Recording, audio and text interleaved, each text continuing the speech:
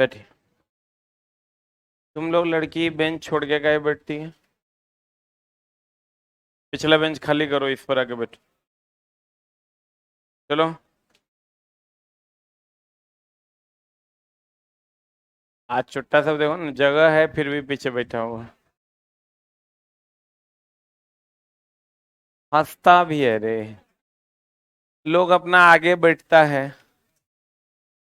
Late से आता है, अपन सोचता है 10 कदम कम चलना पड़े वहीं बैठ जाओ। हाँ, उम्र भी हो गया है। थाइमस ग्लैंड धीरे धीरे इनएक्टिव हो रहा है।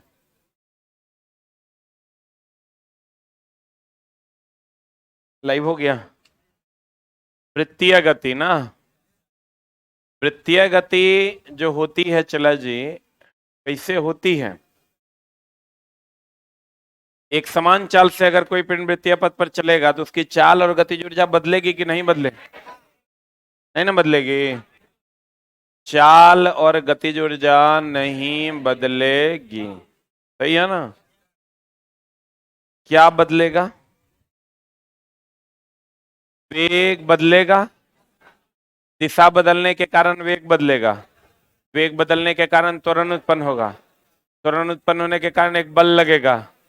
उस त्वरण को अभिकेंद्र त्वरण और उस बल को अभिकेंद्र बल कहते हैं। याद है? अभिकेंद्र बल का formula m v square by r. अगर कोई पिंड वृत्तीय पथ पर घूम रही है तो उसकी वेग की दिशा स्पर्श रेखा की दिशा में और बल या त्वरण की दिशा केंद्र की ओर। सही है? बहुत बढ़िया बात। आप किसी भी पिंड को वृत्तीय पथ पर घूमने के लिए क्या चाहिए? अभिकेंद्र बल ना। बोलो। अभिकेंद्र बल उसको केंद्र की ओर रखता है कि केंद्र से बाहर की ओर?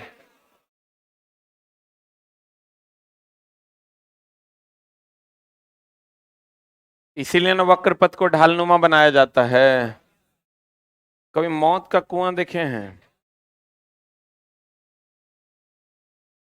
पक्का वाला बात बोलिए। मौत का कुआं देखे हैं?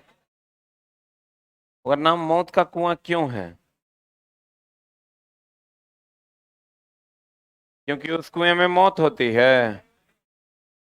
उस कुएं में मौत हो सकती है। ठीक है ना? इसीलिए उस कुएं का नाम क्या है? मौत का कुआं। मौत का कुआं देखे होंगे चला जी, तो वैसे होता है। ठीक है ना? ऊपर में कम और नीचे में ज्यादा। मारेंगे चट्टा। यही देखा है तुम लोग? तालों में हो। ये मौत का कुआं है।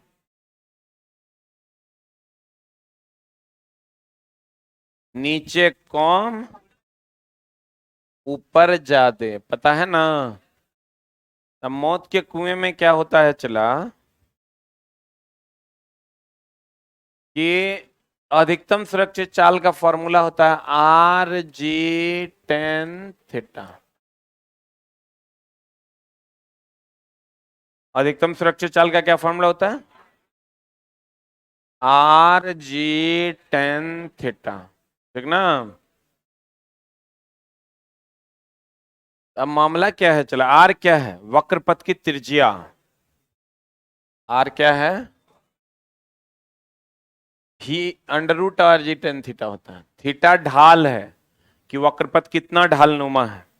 जी गुरुत्वीय त्वरण है और भी अधिकतम सुरक्षित चाल है। भी क्या है? अधिकतम सुरक्षित चाल क्या है? भी। अधिकतम सुरक्षित चाल भी है ना है। आर क्या है? वक्र पथ की त्रिज्या है। जी क्या है? गुरुत्वीय त्वरण। टेन थीटा में थीटा क्या है? ढाल। थीटा क्या है? ढाल ना। बोलो।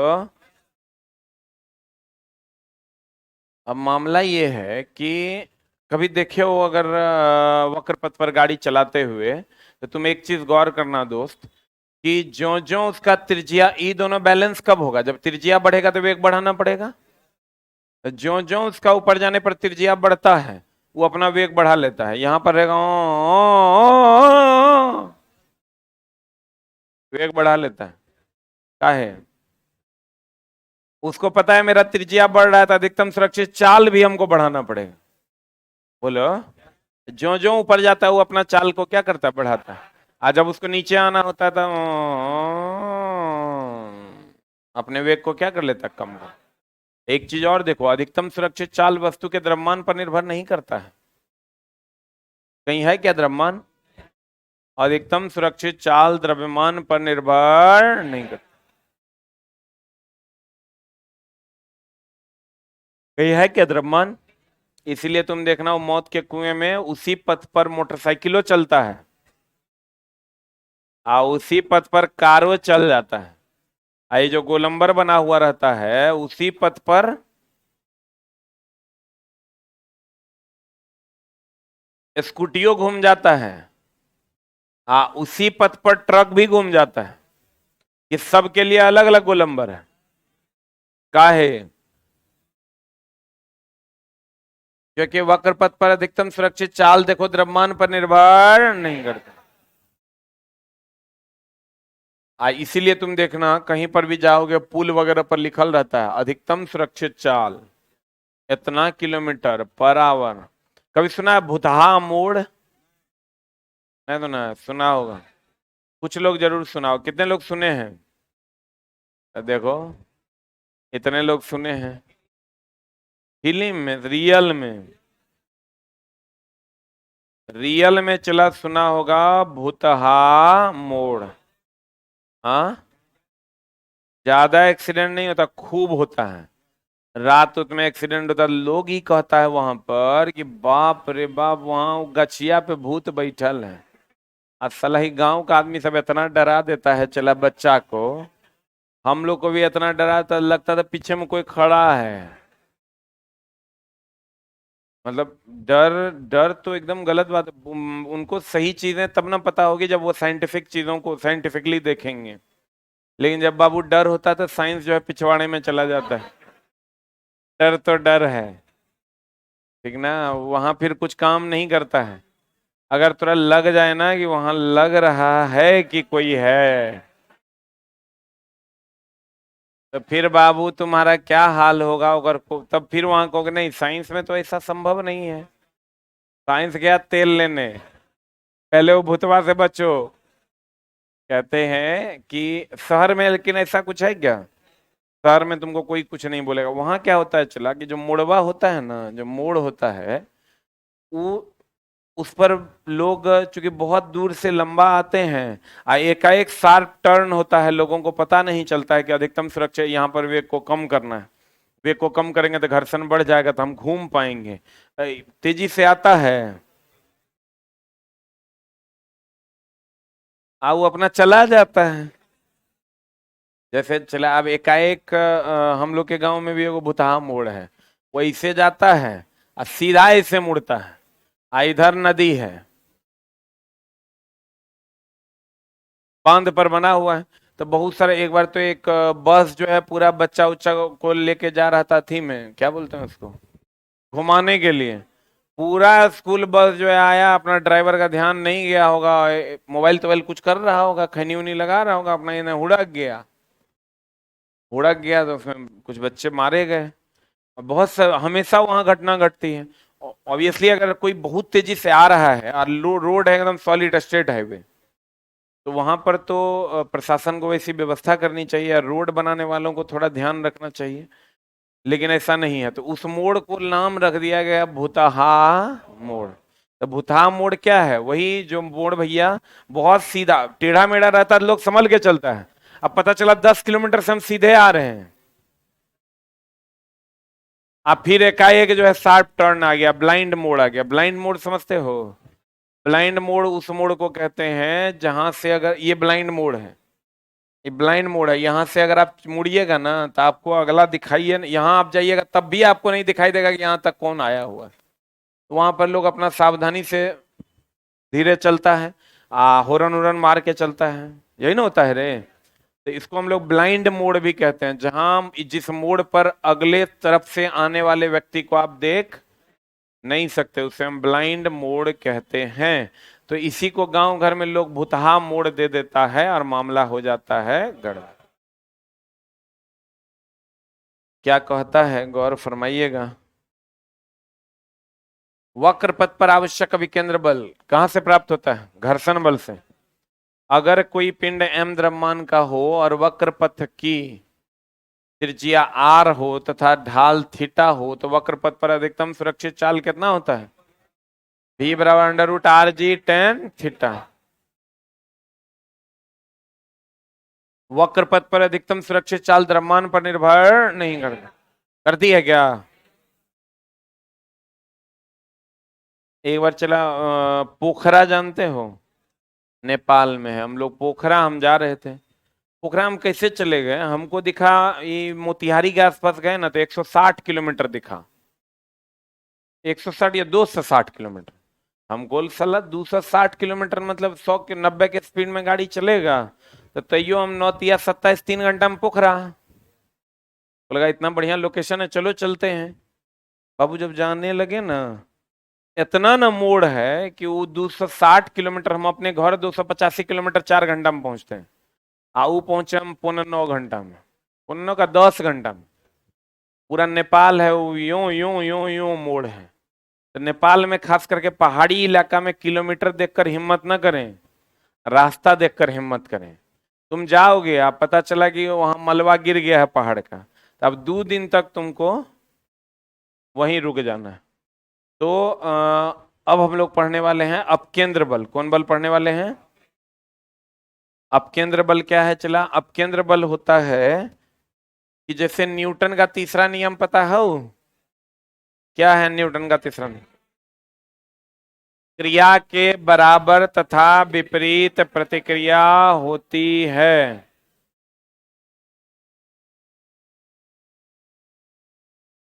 क्रिया के बराबर तथा विपरीत क्या होती है? प्रतिक्रिया होती है। ये किसका नियम है?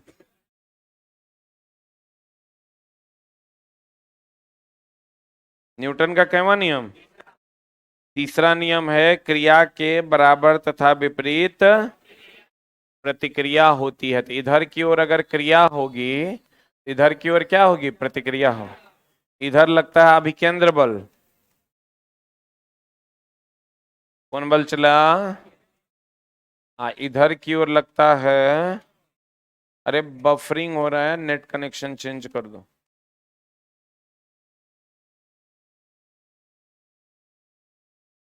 अच्छा चलो जी, सर्वर में कुछ प्रॉब्लम है, थोड़ा सा बर्दाश्त कर लो। ये क्लास के बाद ठीक हो जाएगा। अभिकेंद्र बल जो अंदर की ओर लगता है और अपकेंद्र बल बाहर। क्रिया इधर होगी तो प्रतिक्रिया इधर होगी ना, बराबर की अलग अलग। अगर 10 न्यूटन का क्रिया इधर होगा तो 10 न्यूटन का प्रतिक्रिया इधर होगा। जबकि ऐसा होता नहीं है, इस बल को काल्पनिक बल कहते हैं। बस न्यूटन के तीसरे नियम की सत्यता को बचाने के लिए इस बल की कल्पना की गई है। ये बल होता रियल में नहीं है, लेकिन फिर भी कुछ कुछ जगह पर होता है, एक दो जगहों पर देखा भी गया है। कहते हैं अभिकेंद्र बल जो अंदर की ओर है, केंद्र की ओर है, जिसका फॉर्मूला क्या होता है? mv² अपकेंद्र बल जो है, अपकेंद्र बल इसका भी फॉर्मूला mv² है। लेकिन चला ये केंद्र से अंदर की ओर है और ये केंद्र से बाहर की ओर। सही है ना? ये वास्तविक बल है कि काल्पनिक बल है? इन न्यूटन के तीसरे नियम की सत्यता को बचाने के लिए इस नियम की कल्पना की गई है। न्यूटन का तीसरा नियम कहता है कि क्रिया के बराबर तथा विपरीत प्रतिक्रिया हो, जबकि ऐसा होता नहीं। ये फॉल्स बल भी इसको कहते हैं। इसका एग्जाम्पल क्या है? कभी दूध से मक्खन निकालते हुए देखे हो? कभी दही से मक्खन निकालते हुए देखे हो? मारेंगे इतना मार। दही से मक्खन निकलता है, दूध से मक्खन निकलता है। दूध से ऐसे ऐसे पेड़ के मक्खन निकालता हुआ नहीं देखा है? तो मक्खन बाहर की ओर आ जाता है कि अंदर की ओर? तब बाहर की ओर लगने वाले बल को कौन बल कहते हैं? अपकेंद्र बल। उसके बाद वॉशिंग मशीन में जो कपड़ा साफ होता है, उसमें बाहर की ओर बल लगता है, वह भी अपकेंद्र बल। सेंट्रीफ्यूगल, इस बल को कहते हैं सेंट्रीपीटल फोर्स, इसको कहते हैं सेंट्रीफ्यूगल फोर्स। तो सेंट्रीफ्यूगल पंप जो बाहर की ओर धक्का देकर मशीन में पानी छोड़ता है, वह भी अपकेंद्र बल पर आधारित है। अपकेंद्र बल एक काल्पनिक बल है जिसकी कल्पना न्यूटन के तीसरे नियम की सत्यता को बचाने के लिए किया गया था। अंदर की ओर अभिकेंद्र बल, अब बाहर की ओर अपकेंद्र बल। अपकेंद्र बल का परिमाण अभिकेंद्र बल के परिमाण के बराबर होता है, अर्थात mv²/r दोनों का बराबर होता है, लेकिन दिशा क्या होती है? दूध से मक्खन का अलग होना। कहां से मक्खन का अलग होना? यहां देखिए, दूध से किसका अलग होना? मक्खन का अलग होना। वॉशिंग मशीन में कपड़े का साफ होना, यहाँ। आई सेंट्रीफ्यूगल पंप है, देखो तो बाहर की तरफ भेज रहा है कि अंदर की तरफ? इसमें भी चला, ये बाहर की तरफ एक बल लगता है, इसमें भी बाहर की तरफ एक बल लगता है। और ये तीनों एग्जाम्पल, ये दोनों example is very very important. दूध से मक्खन का अलग होना, वॉशिंग मशीन में कपड़े का साफ होना, ये अभिकेंद्र बल है कि अपकेंद्र बल है? हाँ, एक मामला है चला असमान चाल का। इसका मामला है असमान चाल का मामला है।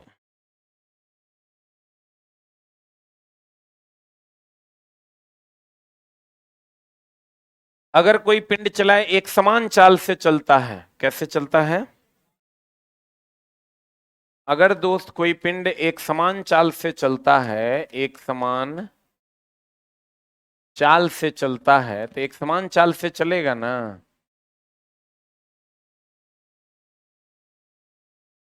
एक समान चाल से चलेगा तो वेग की दिशा इधर होगी और अभिकेंद्र बल और अभिकेंद्र त्वरण की दिशा इधर होगी, यही ना बात? लेकिन अगर असमान चाल से चलेगा, असमान चाल से चलेगा, उसमें इसमें तो एक ही त्वरण है, उसमें दो प्रकार का त्वरण है। असमान चाल से चलने पर एक होता है टेंजेंशियल एक्सेलरेशन, स्पर्श रेखीय त्वरण, और एक होता है सेंट्रीपिटल एक्सेलरेशन। इसका जब रिजल्टेंट निकालिएगा आप, ये जो रिजल्टेंट है, रिजल्टेंट त्वरण जो है ए बराबर अंडर रूट ऑफ हो जाता है AC² प्लस AT²। ए बराबर अगर निकालिएगा तो AC अभिकेंद्र त्वरण का फॉर्मूला क्या होता है? V²/r का होल स्क्वायर, बोलो रे, AT²। ध्यान से देखिएगा, AC बराबर, अरे आप लोग को रिकॉर्डेड वीडियो मिल जाएगा, चला जी आज भर बर्दाश्त करो ना, सर्वर में कुछ प्रॉब्लम है। आप लोग को आज का रिकॉर्डेड वीडियो मिल जाएगा। ए बराबर होता है under root of AC² plus AT²। AC का मान तो पहले ही हमको पता है, V²/r। अरे सेंट्रीपिटल एक्सेलरेशन बताए ना पीछे, V²/r, V²/r का होल स्क्वायर प्लस AT²। जो त्वरण तुमको दिया हुआ रहेगा वो टेंजेंशियल त्वरण होगा, V दे देगा, R दे देगा, ई त्वरण मांग लेगा, जैसे ही क्वेश्चन में दिया हुआ है।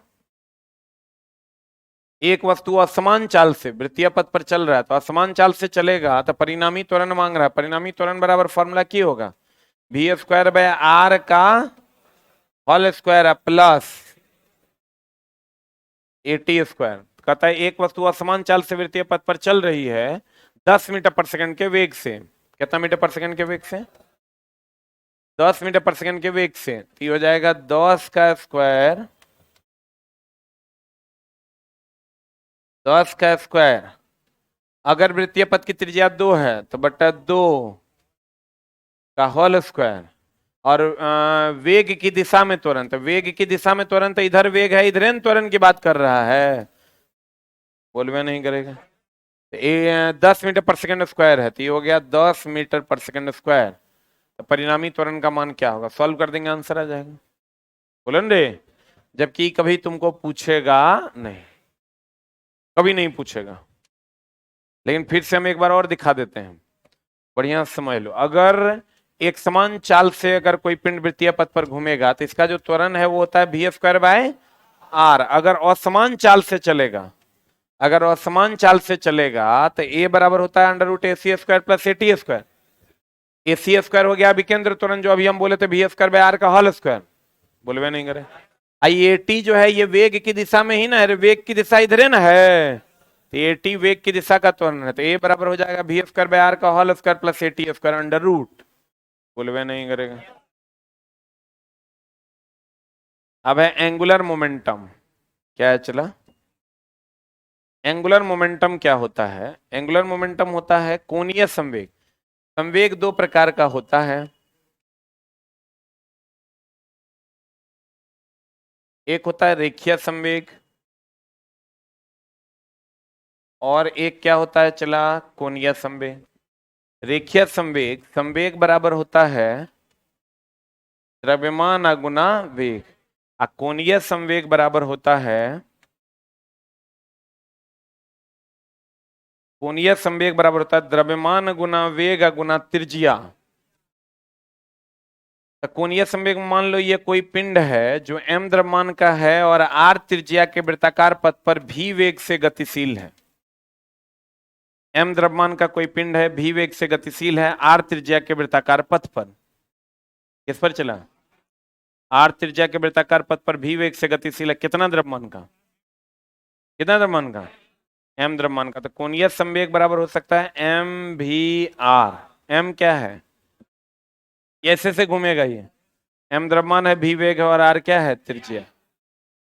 तो इसका यूनिट क्या हो जाएगा बताइए? अगर कोई पिंड रेखीय गति में होगा तो वहां रेखीय संवेग संरक्षण का सिद्धांत, अगर कोई पिंड कोणीय गति में होगा तो कोणीय संवेग संरक्षण का सिद्धांत। बोलन रे, अगर कोई पिंड रेखीय गति में होगा तो रेखीय संवेग संरक्षण का सिद्धांत, अगर कोई पिंड कोणीय गति में होगा तो कोणीय संवेग संरक्षण का सिद्धांत। कोणीय संवेग कोणीय गति की मात्रा को बताता है, रेखीय संवेग रेखीय गति की मात्रा को, कोणीय संवेग कोणीय गति की मात्रा। कोणीय संवेग बराबर होता है द्रव्यमान गुना वेग गुना त्रिज्या, इसको एल से डिनोट करते हैं, और रेखीय संवेग को पी से ना, एल बराबर होता है एम भी आर।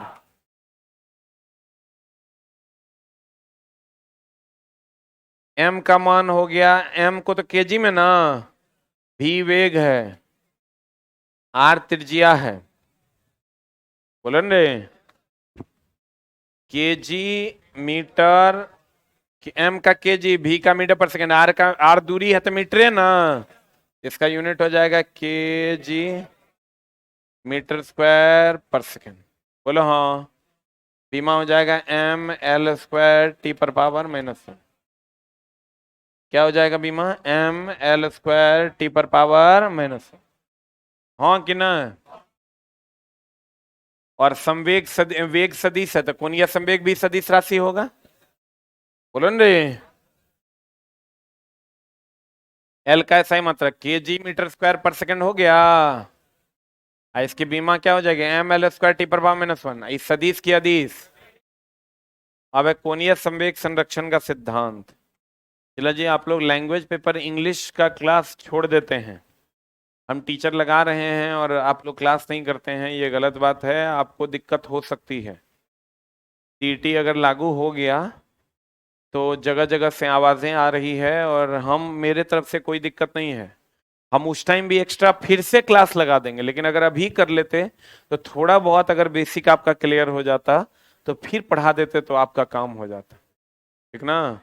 तो हम चाहेंगे कि आप लोग इंग्लिश की कक्षा अच्छे तरीके से कीजिए, क्योंकि हम बिहारी लोग हैं, हम लोगों को कभी इंग्लिश पढ़ाया नहीं गया और ना ही हम पढ़ना चाहते हैं, तो इसलिए थोड़ी सी दिक्कत है। It may be, it may be the chance कि हिंदी इंग्लिश दोनों का ऑप्शन रहेगा, ज्यादा चांस वही है, लेकिन कुछ चांस ये भी है, अगर ऐसा रहता, कुछ लोग कहते हैं कि नहीं हिंदी हिंदू हिंदुस्तान है तो इंग्लिश कैसे रहेगा, हिंदी रहेगा, तो हम उस बात, उसको इस बात से बेखबर है वो बंदा कि एसएससी में सेंट्रल गवर्नमेंट का जॉब है, उसमें इंग्लिश है, कंपलसरी सब्जेक्ट है, वहां आप हिंदी नहीं दे सकते एक एसएससी जीडी को छोड़ के। तो इसलिए प्यारे बच्चों, आप थोड़ा सा इस पर सिंसियर हो जाइए, मेरे तरफ से कोई दिक्कत नहीं है, ना ही गुरुजी की तरफ से कोई दिक्कत, सिन्हा सर अच्छा पढ़ाते हैं, आप पढ़वे नहीं कीजिएगा, ये दिक्कत है। अभी वो पढ़ा रहे होंगे, आप बच्चा साइंस की क्लास में आके बैठा हुआ, जैसे चला जी आपका तबीयत खराब है, तो तबीयत खराब है तो खाली पैरासीटामोल खाने से ठीक हो जाइएगा? टाइफाइड का टेबलेट खाना पड़ेगा, और सबको बैलेंस में तुम कहोगे पैरासीटामोल के बदले दूगो टाइफाइड का एंटीबायोटिक के बदले में दूगो पैरासीटामोल खा लेंगे, ठीक हो जाओगे? 4 को खा लोगे तो नहीं हो। सबका अपना अपना काम है, अपना अपना स्थान है, थोड़ा सा इस पर सिंसियर हो जाइए, ये मेरा रिक्वेस्ट रहेगा, क्योंकि आगे सीटी आ सकता है। इसीलिए हम इंग्लिश पढ़वाते हैं। लोग मार्केट में ये भी कहता है कि एएलपी का बैच में इंग्लिश का कौन काम है। तो अब समस्या ये है कि हम तुमको बार बार कहते हैं अब पढ़ाना और पढ़ना। पढ़ाना पड़ेगा एक स्टेप आगे सोचकर कि ये पूछा है तो ये पूछ सकता है। अब पढ़ना पड़ेगा एक स्टेप आगे सोचकर कि हमको वो भी पढ़ना है, हो सकता है ये कर दें। ठीक है, बाकी तो आप लोग तेज तर्रार आदमी हैं। हाँ, कहाँ थे चला जी हम? हाँ, कोणीय संवेग संरक्षण का सिद्धांत। ये कोणीय संवेग संरक्षण का सिद्धांत कहता है ये एम है, ये भी है और ये आर है। तो ये कहता है कुल अगर किसी वस्तु पर ये वस्तु गति कर रही है, ऐसे ऐसे घूम रही है, कुल कोणीय संवेग संरक्षित रहेगा अगर कोई बाह्य बल ना लगे। क्या ना लगे? बाह्य बल की अनुपस्थिति में कुल कोणीय संवेग क्या रहता है? संरक्षित रहता है, नियत रहता है। अब यहां देखो, इसमें अगर ये 100 है, ये 1 है, तो ये 4 होगा तो ये कितना हो जाएगा? कितना हो जाएगा रे? हाँ, ये 2100 रहने दो। अगर नियत रखना है तो ये 4 कर दोगे तो ये 1 होगा, तब नहीं 400 होगा। बोले नहीं करेगा। कोई एक नियत रहेगा, दूसरा घटेगा तो पहला बढ़ेगा। कोई एक नियत रहेगा, अगर पहला बढ़ेगा तो दूसरा क्या होगा? घटेगा। यानी अगर द्रव्यमान नियत रहेगा, वेग बढ़ेगा तो त्रिज्या घटेगा। द्रव्यमान नियत रहेगा, वेग घटेगा तो त्रिज्या बढ़ेगा। और त्रिज्या नियत रहेगा, वेग घटेगा तो द्रव्यमान बढ़ेगा। त्रिज्या नियत रहेगा, ई घटेगा तो ई बढ़ेगा। वेग नियत रहेगा तो ई बढ़ेगा तो ई घटेगा, ई घटेगा तो ई बढ़ेगा। इतना छोड़ो, एक कोई नियत रहेगा, कांस्टेंट रहेगा, नहीं बदलेगा, तो एक बढ़ेगा तो दूसरा घटेगा, तभी नहीं 400 के बराबर होगा, नियत होगा। अब फॉर एग्जांपल आप देख लीजिए, अगर ये कोई डिस्क है और इस पर मच्छर आकर बैठ गया, तो मच्छर आकर चला जी अगर बैठ गया, तो इसका त्रिज्या वही रहेगा कि बदल जाएगा? वही रहेगा ना। तो त्रिज्या कांस्टेंट रहा और द्रव्यमान बढ़ा कि घटा? तो त्रिज्या कांस्टेंट रहा, द्रव्यमान बढ़ गया तो वेग घट जाएगा। आपको कहेगा अगर किसी सीडी डिस्क पर मच्छर आकर बैठ गया तो हम कहेंगे त्रिज्या कांस्टेंट रहेगा, द्रव्यमान बढ़ेगा, इसलिए वेग घटेगा। कहेगा मच्छर उड़ गया तो कहेंगे त्रिज्या कांस्टेंट है, द्रव्यमान घट गया तो वेग बढ़ जाएगा। आपको कहेगा अगर कि अगर अगर अगर अगर ये मान लीजिए कोई तार है और ये धीरे धीरे इसमें कोई पत्थर बांधा हुआ है, धीरे धीरे आपकी उंगली पर लिपटते जाएगा, त्रिज्या कम होगा कि ज्यादा? द्रव्यमान तो इस पत्थर का वही रहेगा अगर यहां बांधे हैं तो त्रिज्या कम होगा। अगर कोई धागा उंगली पर लिपट रहा है तो त्रिज्या कम होगा, त्रिज्या कम होगा, द्रव्यमान कांस्टेंट रहेगा, तो वेग क्या होगा? बढ़ेगा। अगर कोई धागा उंगली पर लिपटने के बजाय खुल रहा है, उल्टा हो रहा है, उल्टा हो रहा है, त्रिज्या बढ़ेगा, और त्रिज्या बढ़ेगा तो वेग घटेगा, क्योंकि द्रव्यमान तो कांस्टेंट न रहेगा। आपको पूछेगा कि सूर्य के चारों तरफ कोई भी ग्रह चक्कर लगाती है दीर्घवृत्ताकार कक्षा पर, दीर्घवृत्ताकार आकृति में, तो यहाँ त्रिज्या कम है कि ज्यादा? मान लो ये अर्थ है, मान लो ये अर्थ है, यहाँ त्रिज्या कम है कि ज्यादा? द्रव्यमान तो दोनों जगह कांस्टेंट रहेगा पृथ्वी का। त्रिज्या कम है, ज्यादा है तो वेग कम, और त्रिज्या कम वेग ज्यादा, द्रव्यमान कांस्टेंट ना। आपको कहेगा किसी घूमते हुए टेबल पर कोई लड़की बाहें फैलाकर घूम रही है, घूम रही है और धीरे धीरे अपनी बाहों को ऐसे से घूम रही है, धीरे धीरे अपनी बाहों को सिकोड़ लेते, त्रिज्या कम की ज्यादा? तो वेग क्या होगा? ज्यादा होगा। धीरे धीरे बाहों को खोल देगी, त्रिज्या ज्यादा, वेग कम, और द्रव्यमान अस्थिर ना। द्रव्यमान 50 किलो की लड़की है तो ऐसे करेगी, ऐसे करे, 85 किलो की रहेगी। बोलो रे। कोणीय संवेग संरक्षण का सिद्धांत, इस सिद्धांत के अनुसार अगर किसी वस्तु पर बाह्य बल आघूर्ण आरोपित ना हो तो उस वस्तु का कुल कोणीय संवेग क्या रहेगा? संरक्षण। एम भी आर बराबर क्या होगा? नियतांक। अगर किसी पत्थर को धागे से बांधकर घुमाया जाता है तो ज्यो ज्यो धागा उंगली पर लिपटता है, त्रिज्या कम होने के कारण वेग क्या हो जाता है? बढ़ जाता है। उल्टा होने पर उल्टा, यानी अगर खुलने लगेगा त्रिज्या ज्यादा हो जाएगा तो वेग कम हो जाएगा।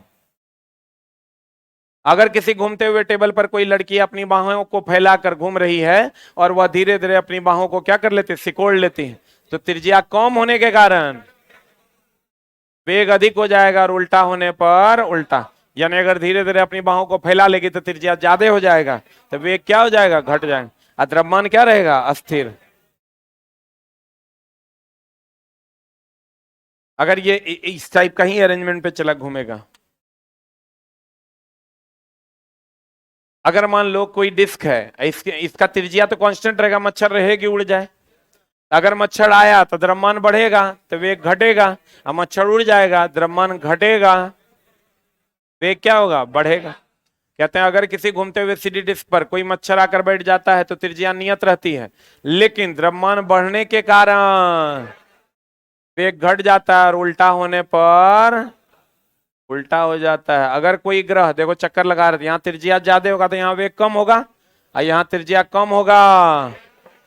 कहते हैं अगर कोई ग्रह सूर्य के चारों ओर दीर्घवृत्ताकार कक्षा में चक्कर लगाती है तो जब वह सूर्य के नजदीक होता है तो त्रिज्या कम होने के कारण वेग अधिक होता है, और दूर रहने पर त्रिज्या अधिक होने के कारण वेग क्या होता है, कम होता है। त्रिज्या अधिक वेग कम, त्रिज्या कम वेग ज्यादा। क्लियर। अगर कोई रस्सी से बांध कर किसी पत्थर को घुमा रहे हैं, धीरे धीरे उसकी त्रिज्या कम होगी तो वेग क्या होगा, त्रिज्या ज्यादा होगी। बाहें फैलाकर घूम रही है, धीरे धीरे मोड़ेगी, त्रिज्या कम वेग ज्यादा। अगर बाहें फैला देगी, त्रिज्या ज्यादा वेग कम, मच्छर आकर बैठ जाएगा, द्रव्यमान ज्यादा वेग कम, त्रिज्या कांस्टेंट। रेखीय संवेग संरक्षण का सिद्धांत, रेखीय गति के लिए कोणीय संवेग संरक्षण का सिद्धांत, कोणीय गति के लिए। पंखा के लिए कोणीय संवेग संरक्षण की रेखीय संवेग संरक्षण, कोणीय ना, बुझा रहा है। अगर एक समान चाल से चलता है, क्या चीज से चलता है, चला एक समान चाल से चलेगा, एक समान चाल से चलेगा तो एक गो त्वरण होगा, अभिकेंद्र त्वरण, जिसका मान होगा भी स्क्वायर बाय आर। और समान चाल से चलेगा दूगो त्वरण, एगो टेंजेंशियल एगो सेंट्रीपिटल, एगो स्पर्श रेखा वेग की दिशा में, एगो केंद्र की ओर। अब वेग के केंद्र की ओर जो होगा उसका फॉर्मूला भी स्क्वायर बाय आर का होल स्क्वायर, एटी दिया हुआ रहेगा, ये निकल जाएगा, वैसे ही पूछेगा नहीं। अगर कोई पिंड वृत्तीय पथ पर घूम रही है तो उसे अभिकेंद्र बल की आवश्यकता होगी। अभिकेंद्र बल, अगर कोई गाड़ी घूम रही है अभिकेंद्र बल कम होगा तो बाहर की ओर फेंकाएगी, कौन चक्का पहले उठेगा, अंदर का पहिया पहले उठेगा, बाहरी चक्के पर बाहर की ओर पलट जाएगी। अगर कोई पिंड वृत्तीय पथ पर घूम रही है तो उसे अभिकेंद्र बल की आवश्यकता है।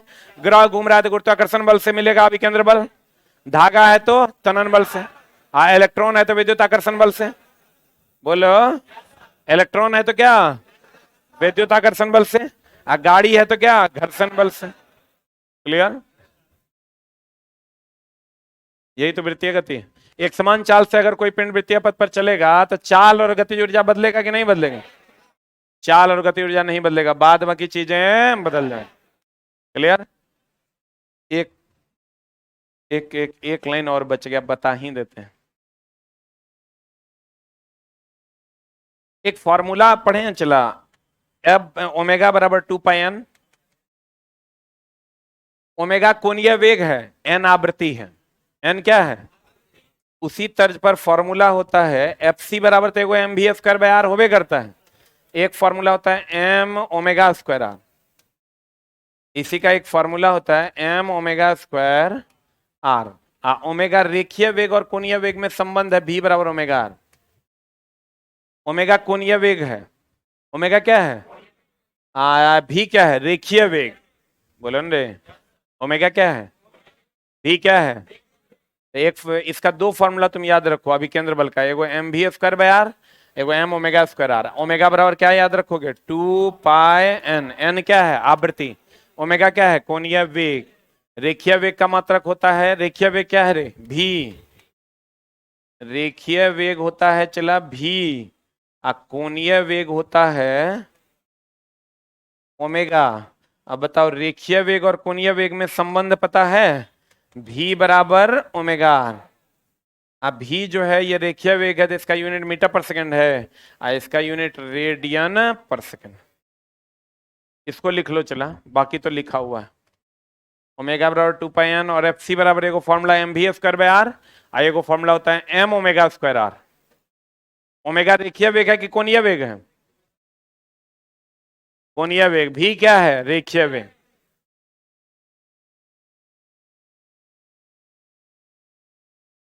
करवा देंगे प्रीतम जी, काहे टेंशन ले रहे हैं, सिंपल हार्मोनिक मोशन भी बचा हुआ है ना, इसके बाद वही होगा।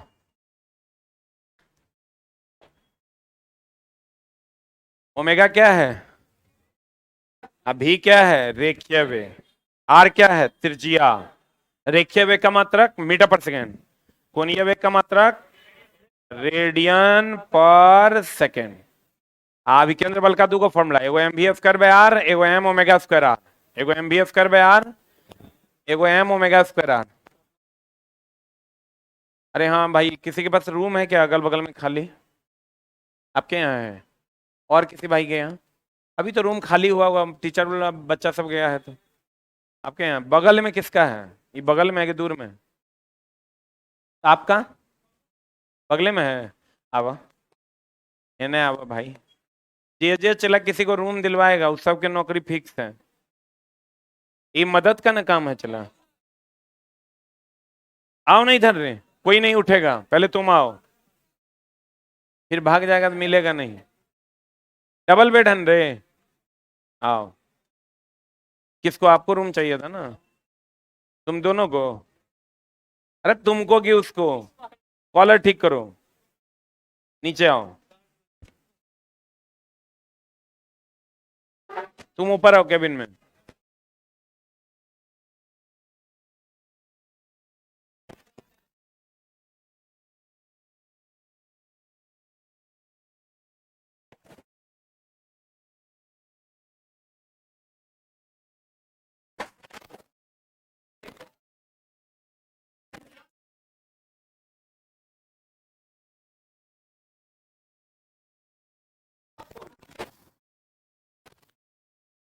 अरे अरे,